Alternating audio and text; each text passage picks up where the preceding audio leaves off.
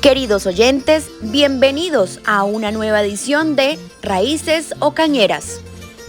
Este es un informe especial de Antón García de Bonilla, el jinete de la noche. Antón García de Bonilla, letrado, soñador y romántico, con sus áureos esfiques y artificiales lagos, bohemios y aguerridos chapetones, encomenderos y soldados que plasmaron las primeras gestas en el suelo americano. Se dice que en Ocaña, norte de Santander, había un caballero llamado Antón García de Bonilla, que era dueño de haciendas y muchos esclavos. Le gustaban mucho los caballos y todas las noches se oía merodear al negro potro de don Antón en las calles oscuras de Ocaña. Cuentan que un día sus sobrinas se enfermaron y él hizo una promesa a Santa Rita de Casia, la patrona de los imposibles, por la salud de sus amadas. Como resultado de la promesa, las muchachas sanaron, pero el alcalde olvidó aquella afanosa promesa. Cuando llegó el día de su muerte, San Pedro le ordenó a don Antón ir todas las noches a visitar el santuario de Santa Rita hasta la consumación de los siglos. Por eso, dicen las personas que por las noches en Ocaña se ve un caballero con sombrero sobre una mula negra, que asusta a los serenateros. Dice la gente que alguna vez ha visto su calavera con un cigarrillo encendido, causando espanto y pavor. Tanto era el terror que causaba que sus familiares quitaron el retrato de don Antón que se encontraba en la capilla y lo quemaron. El Antón García de Bonilla, que ha venido a formar parte de la leyenda ocañera, fue ciertamente un personaje histórico real. Luis Eduardo Páez rastrea el pasado y descubre en el Archivo Nacional el auto sobre la testamentaría de Antón García de Bonilla, de fecha 12 de marzo de 1684, así como el de la aprehensión, que constaba de la muerte del encomendero el 31 de mayo de 1696. En 1962, el historiador jesuita Juan Manuel Pacheco hace una completa reseña del primer colegio de jesuitas en Ocaña, auspiciado por Antón García de Bonilla. En 1989, poco tiempo después, el profesor Jorge Meléndez Sánchez publica La tierra de don Antón, un estudio sobre Huachica colonial, en el que se menciona la existencia de por lo menos 4 personajes con el nombre de Antón García de Bonilla. Realizamos una visita al Museo Antón García de Bonilla. En este lugar nos proporciona información la gestora de colecciones Marcela Páez.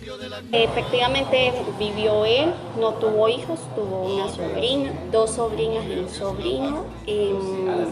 La esposa de él obviamente no pudieron descender su familia, pero se dice que él amaba tanto a sus sobrinas que pues una de ellas se enfermó de una fiebre tifoidea de la época, por lo que se dice que él fue a hacerle una promesa a Santa Rita que si le ayudaba o le sanaba a sus sobrinas, él podía darle como ofrenda unas morrocotas de oro. Después de eso, efectivamente Santa Rita le sanó a una de sus sobrinas, las sobrinas, y pues a él se le envió cumplir la promesa. Por eso se dice que él en los Viernes Santos de Semana Santa, valga la redundancia, él pasa por la calle del Embudo tapándose la cara con su capa en símbolo de vergüenza por no haber cumplido esa promesa. También se dice que él, como él amaba mucho la educación y la cultura, una de sus casas fue esta. ¿Sí? A pesar de tantos dueños que han pasado en la historia, pero él fue dueño de esta casa y quedó a su sobrino nombre todas estas tierras para que él empezara a dar como esos pinitos de casa de cultura y todo ese tipo de cosas. Por eso es que el museo se llama Museo Antón García de Bonilla, porque inicialmente la casa fue de él y pues es como una alusión a él. Pues se sabe que él era hijo de su papá, creo que era español, y pues él era un criollo para esa época, o sea, tenía plata, pero pues él era criollo, entonces no podía mandar muchas cosas, entonces ahí va como la combinación de las razas en esa época. Y se dice solamente eso de Antón García de Bonilla.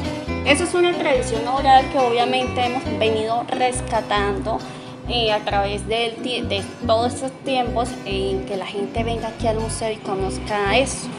Entonces es importante rescatar lo bueno de Ocaña, que en este caso pues es una tradición oral, también lo que es la arquitectura de esta casa. Tratamos de no hacer cambios ni nada por el estilo.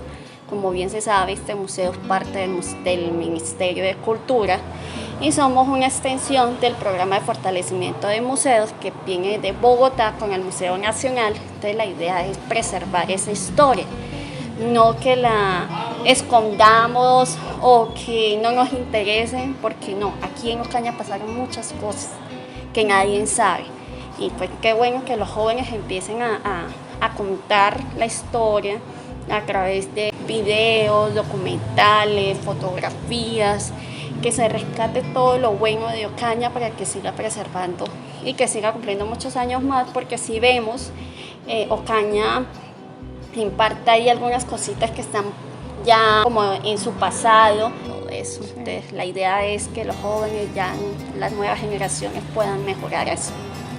El presidente de la Academia de Historia, Luis Eduardo Páez García, recuerda que su padre, Luis Eduardo Páez Curbel, en el año de 1935 hizo un ensayo sobre la interpretación estética y lírica de Adolfo Milanés, con metáforas que enriquece la prosa y que muchos declaman ese fragmento como si fuera una poesía. Calles de mi tierra trazadas por la geometría de la emboscada. Es una muestra de este estilo colonial que aún se conserva en la Hidalgavilla. Nos dimos a la tarea de visitar las calles de Santa Rita para preguntarle a los habitantes si habían tenido alguna experiencia con la leyenda de Antón García de Bonilla. Y esto nos relató uno de ellos. Sobre Antón García, que da renombre a este barrio, al barrio de Antón García de Bonilla. Por cierto, tiene su nombre. En los relatos y en la vida real, a veces uno en este tema de Antón García, y como propietario de vivienda de este sector desde hace mucho tiempo, hemos tenido experiencias con él, pues no lo hemos visto, pero sí lo hemos sentido. En las fechas de los Jueves Santo, Viernes Santo, horas de la noche, ya avanzada hora de la noche, por ahí tipo de 12 en adelante, se escucha que sube un caballo por el barrio, que llega hasta diferentes puntos y baja y sube con frecuencia hasta que pues ya no lo sentimos más. Un amigo aquí de cuadra que sí tuvo una experiencia más directa, sí lo vio y mantuvo un rato observando sus movimientos, y pues él da fe a que sí existe, o que esa leyenda sí es real.